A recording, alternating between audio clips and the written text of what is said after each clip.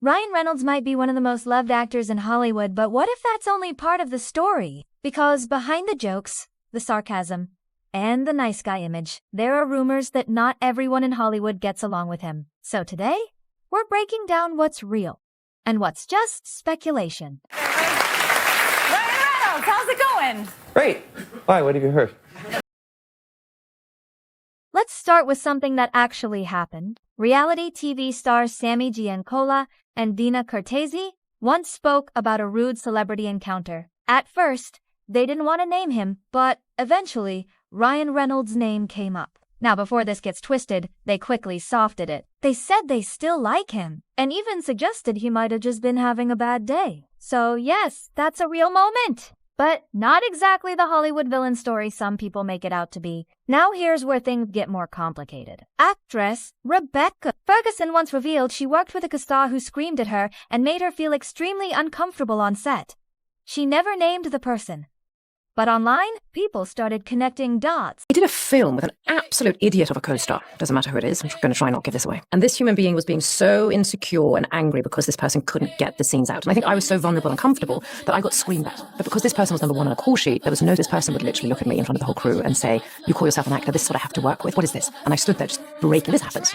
And I remember the next day I walked on and I said, you can F off. I'm going to work towards a tennis ball. And then I remember the producers came up and said, you can't do this to number one. We have to let this person be on set. And I said, but the person can turn around and I can act to the back head. Are co-stars now afraid to fuck around on set with you since your infamous comments a couple of years back? You outed a celebrity without saying who it was. Yeah. That's probably like a nice byproduct. It's like, fuck around and find out Rebecca Ferguson is watching. Yeah, I think my intention going into that podcast, he was great. And I wasn't, again, thinking that I was doing something. I think the conversation we had was about what have you learned through your years of filming. Yeah.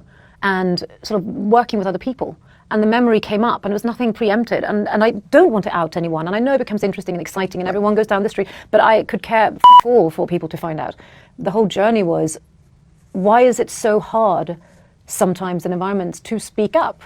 Why is it that some people, whether it is insecurities, get the autonomy to be dicks or whatever they are, what gives them the right, but then I take the responsibility in my own hands and say, why do I give them the right? Right. And that's maturity. And that is also in hierarchical settings, you know, people talk about number ones on call sheets, etc. But it's a really difficult balance. And I think it's in any job, you know, it doesn't matter which one it is. There will always be people where you feel lesser than, and they make you feel lesser than. And it's who has the power, whether it's on a set or anything. Yeah. And, you know. And to be able to go, oh, from the moment you walked in, I don't feel safe. Right. And what's happening is, this dynamic now is making me feel that I can't be my best. Right. And I'm only doing everything to please you because you're so unstable for me. Right. And that is not me blaming the other person. Right. That is me going, how do I gain that power back? Yeah. And I can still find that hard. So I don't know if people are scared. I think everyone is so different, and I would never want everyone across the board to be just generally nice people. No. I like creative crazy. Yeah.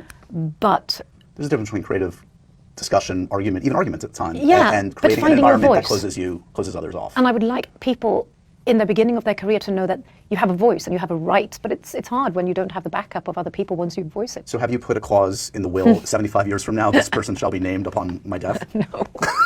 No, I'm not eager to run towards a script where they might be, but everyone changes. And also to that, even me. The internet ran with it. Then there's TJ Miller, one of the only co-stars who has openly criticized Ryan. He claimed that during filming, Ryan made a joke that felt personal and humiliating and said he wouldn't work with him again. That's a real statement. But again, it's one perspective. I'd done Transformers, and they wanted me to come in for Deadpool, and I said, I don't really want to do that. And my distributor were like, why? So I already did Transformers as a joke. Because a couple of movies I've done, I did them as a joke. Yogi Bear 3D, Transformers for Age of Extinction, and the Emoji Movie. And the reason I did them was I thought that they would be a funny credit for when I came on stage. That's why I did the movie. I only did the movie because hilarious. People, not because they paid you. From the Emoji Movie, TJ, it's so stupid sounding. Ladies and gentlemen, you know him from Yogi Bear 3D. Everyone in the audience is like, no, I don't.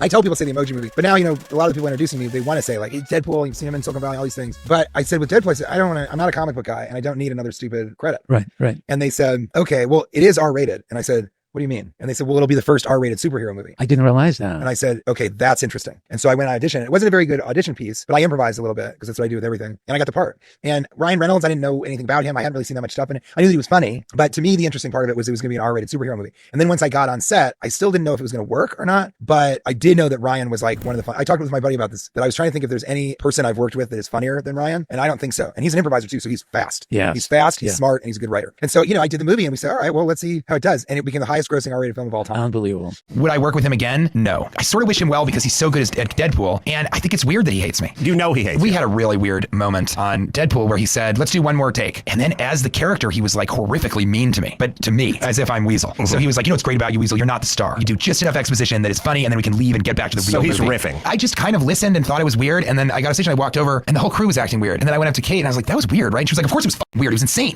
Everybody was like, why is Ryan doing this? And the other weird thing is like, I think he's kind of an insecure dude. His Twitter bio is showing you the parts of me that tested the best in focus groups. And I'm not sure that he's joking. Hello, I'm Ryan Reynolds. And I'm Jake Gyllenhaal. And we're doing a Wired autocomplete interview. Does Ryan Reynolds have tattoos? Wow, that's interesting. I wonder. All right, next question.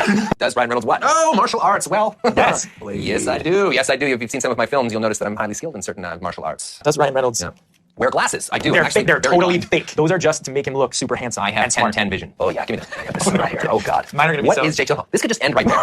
What is Jake Gyllenhaal? What was Jake Gyllenhaal's first movie? October Sky. Nope. Oh! It was a big movie. Nope. No, what was it? A Dangerous Woman, maybe I think it was called. Your parents let you be in a movie called A Dangerous Woman? Yeah. At what age? I was like 11 or something. What does Jake Gyllenhaal? You know you have an ongoing feud with Ryan. I don't know who is Ryan Reynolds. Who's Ryan? He's the other guy who has the mask like yours, but isn't as cool as your mask, right? He's just scared. It's fine. It's I no love big deal. Ryan Reynolds. You don't have to be scared of Ryan Reynolds. I used to talk to him a lot until a couple weeks ago, so I wouldn't really know what's going on. What's it going to take for him to actually be BFFs with you? There was a time in which we were. As everybody knows, Instagram had its way with our friendship. Any words for Ryan? I have nothing to say to him.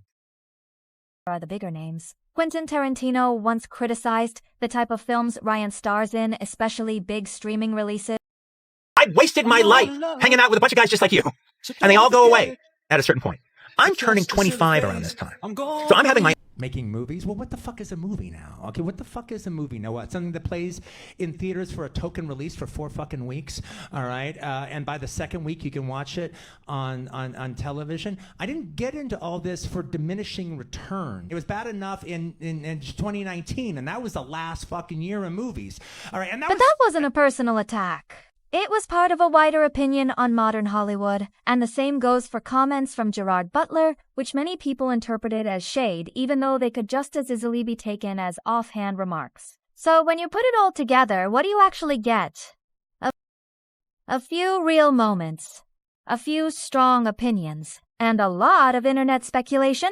Because the truth is, Ryan Reynolds has built a career on being funny, sarcastic, and quick-witted. And sometimes, that kind of personality doesn't land the same way with everyone, but is there any solid proof that Hollywood secretly hates him? Not really. In fact, he still works with major stars, huge directors, and continues to land massive roles. So maybe the real story isn't that Ryan Reynolds is secretly disliked. Maybe it's that in an industry full of big egos, even the nice guy can end up in a few complicated situations. And the internet, it just fills in the gaps. But what do you think? Is this all just rumors? Or is there something more going on? We've all known each other for a long time. Dwayne and I have known each other for over 20 years. Yeah. They're that old. Yeah, we're that old. And Gal and I have known each other for 44 years. Yeah. Medium coffee, cream, 2 sugars. Ooh, it's like heaven wept in my mouth. Wow, who put a flavor grenade in my mouth? Pull the pin. Whoa, piping hot. Oh, scalding. 3rd-degree burns. Hottest beverage ever. Going straight to the hospital.